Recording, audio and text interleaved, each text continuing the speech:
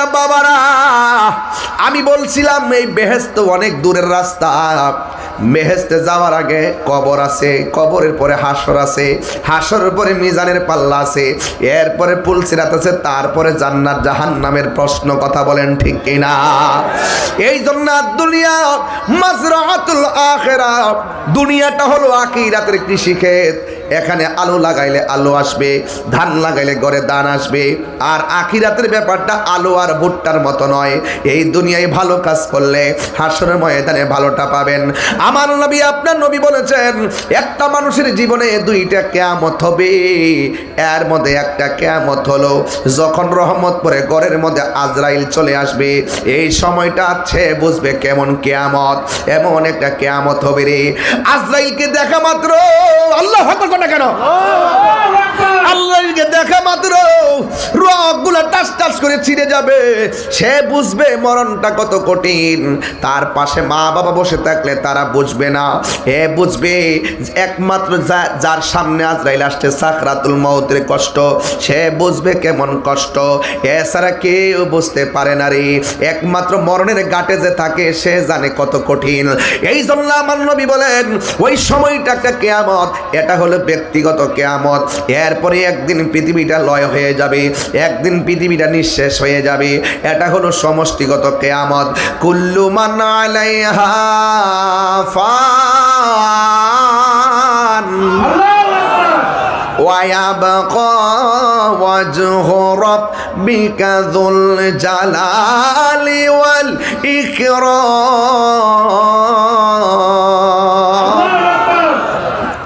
সব ধ্বংস হয়ে যাবে। আল্লাহর হাবিব বলেন, এমন একটা সময় আসবে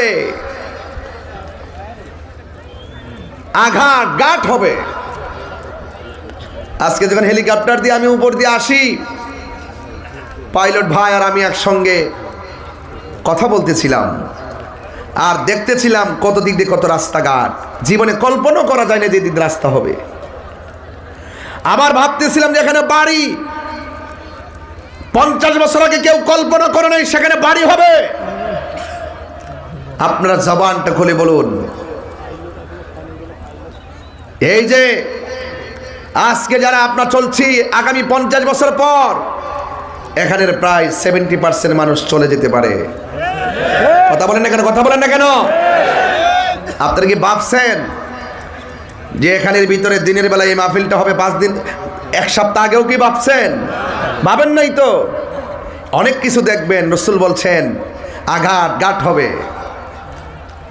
রাখাল যারা, তারা বড় বড় প্রাসাদের মালিক হয়ে যাবে, মসজিদের সৌন্দর্য বেড়ে যাবে, মুসল্লির সংখ্যা কমে যাবে। দেখবেন এখনো হয়তো বুঝেন যে জুম্মার নামাজে অনেক মুসল্লি, ফজর নামাজে যাইয়া দেখেন কয়জন আছে। এই বাড়ি ওই বাড়ি মসজিদ সুন্দর করার জন্য তারা প্রতিযোগিতা করবে। এটা কিয়ামতের আলামত। ভূমিকম্প হবে, জানা বিবিচার বেড়ে যাবে, মান্যতা উঠে যাবে, বড়কে সম্মান করবে না। এখন সেই পরিবেশ শুরু হয়েছে কি হয় নাই? এগুলো কিয়ামতের আলামত রে বাবা। এই আল্লাহ পাক কোরআনের মধ্যে বলে দিয়েছেন, সূরা নাবার মধ্যে বলে দিয়েছেন। কি বলছে জানেন? এই পৃথিবীর মধ্যে অনেক পাহাড় আছে।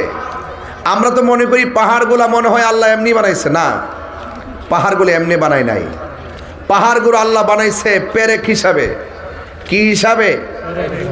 পেরেক হিসাবে বানাইছেন।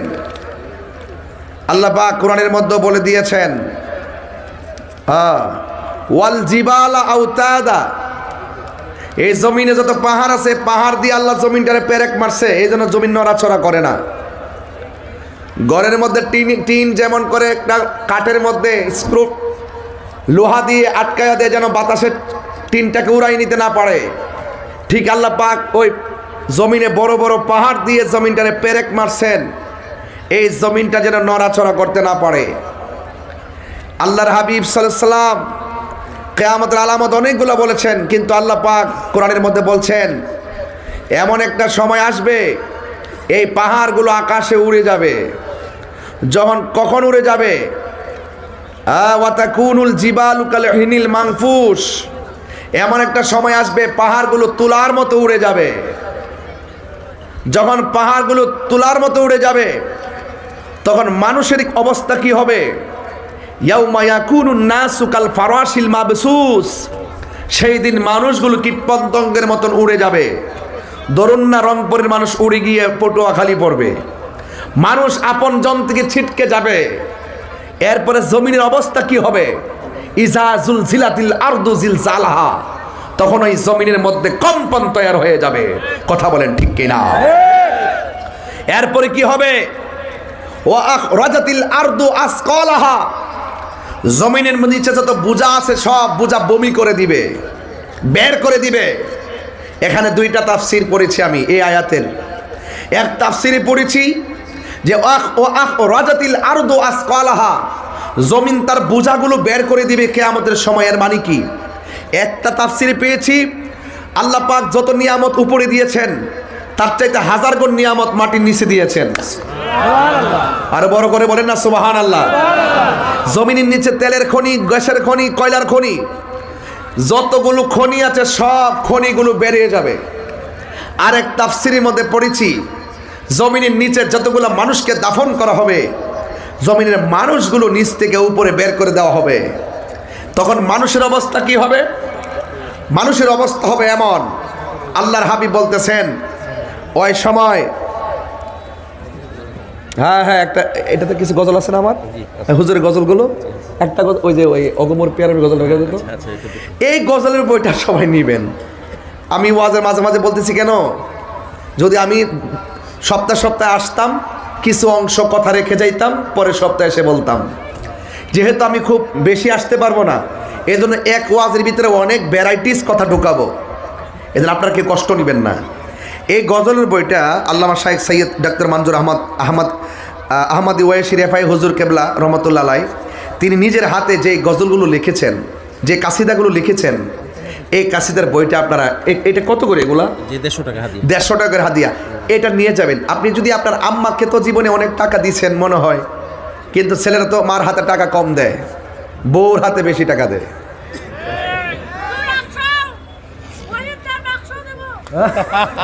100 দিবা তো শুধু তোমার জন্য, ঠিক আছে ঠিক আছে, তোমার জন্য, কারণ অনেক ভালো প্রিন্টিং তো। যাই হোক, অসুবিধা নেই, নিয়ে যাও। তো যাই হোক, এটার ভিতরে অনেক কাসিদা আছে।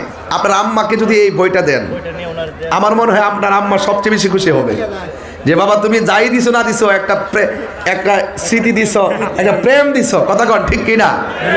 পাইছো গজলটা পাইছো? গজলটা বের করে দিন, আমি বলতে হবে গজলটা। এটা আমার খুব প্রিয় গজল, ছাত্র জীবনের গজল। বলে না মারহাবা, ছাত্র জীবনে এই গজলটা গাইতাম। মারহাবা গান।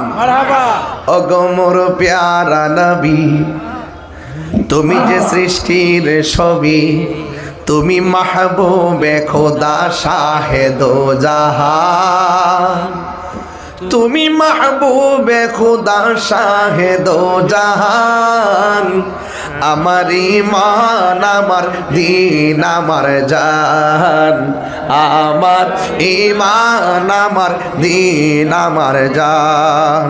তোমারই নূর হতে এসেছে প্রাণ যাতে, ভালোবাসা যে তাতে, তোমারই নূর হতে এসেছে প্রাণ যাতে, ভালোবাসা যে তাতে।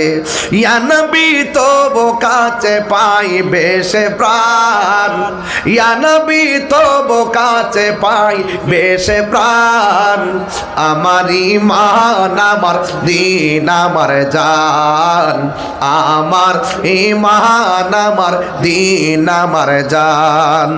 আসল কথা বলবো, নূরে মুজাসসাম তুমি, রহমতে আলম তুমি, নবী আদম তুমি, নূরে মুজাসসাম তুমি, রহমতে আলম তুমি, নবী আদম তুমি, তুমি উম্মতের জান, তুমি উম্মতের জান, আমার ঈমান আমার দ্বীন আমার জান, আমার আমার ঈমান আমার দিন আমার জান ভালো যে বাসো তুমি সুবহানাল্লাহ কয় না রে আরে বড় করে বলেন না সুবহানাল্লাহ কয় না ভালো যে বাসো তুমি মরণের পাশে তুমি কবরে আসো তুমি ভালো যে বাসো তুমি মরণের পাশে তুমি কবরে আসো তুমি তোমারই ভালোবাসা মুমিনের ঈমান